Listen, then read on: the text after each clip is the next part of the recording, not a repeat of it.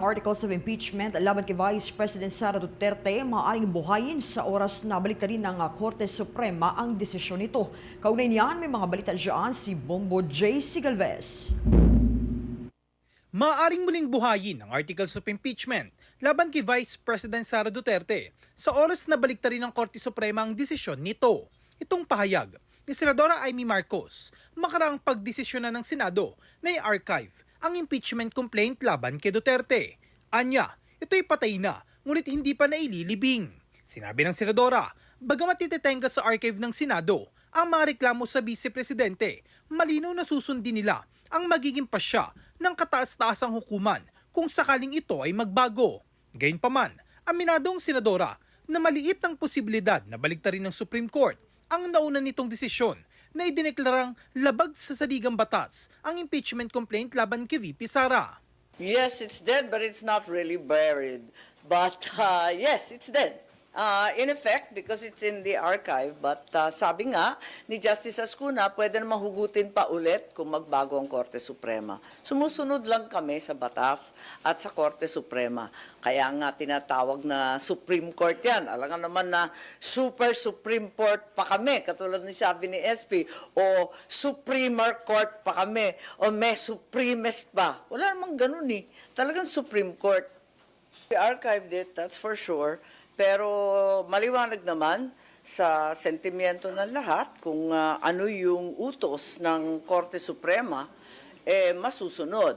Kung may himala na mangyari at mag-reverse ang 13 justices, talaga naman susunod din kami doon. Ibinunyag din ni Marcos na nagpasalamat umano sa Diyos si VP Sara matapos iboto ng Senado na i-archive ang impeachment complaint laban sa kanya. Text-text lang. Papadala ng biblical quotation.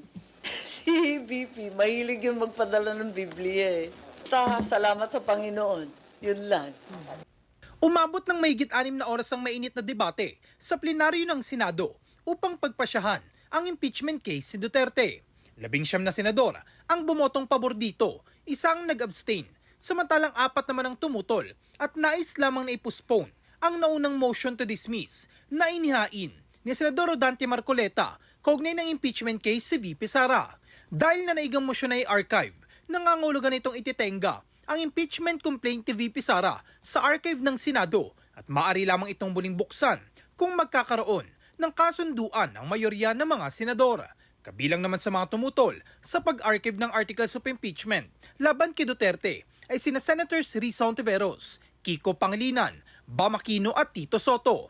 Nag-abstain naman si Senator Ping Lacson.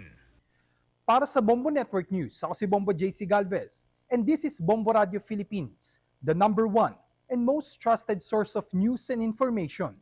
Basta Radio, Bombo! For the most trusted source of news and information, visit our website at www.bomboradio.com. Follow us on Bombo Radio mobile app, Facebook, YouTube, TikTok, and X, formerly Twitter.